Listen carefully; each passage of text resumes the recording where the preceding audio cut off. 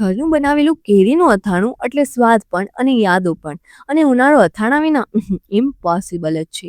આજે બનાવીએ તાજું કાચી કેરીનો અચાર, જેમ મમ્મી બનાવતી હતી. 3 કાચી કેરી લઈ લઈશું, એને સારી રીતે ધોઈને મોટા મોટા ટુકડામાં કાપી લઈએ. હવે એક પેનમાં ખડા મસાલા શેકીએ, જેમ કે મેથીના દાણા, વરિયાળી, જીરું, ધાણા અને રાઈ, જ્યાં સુધી મસાલાની સુગંધ ના આવે. હવે આવે છે સ્વાદનું સિક્રેટ, એટલે કે હમદર્દનું કાચી ઘાણી મસ્ટર્ડ ઓઇલ.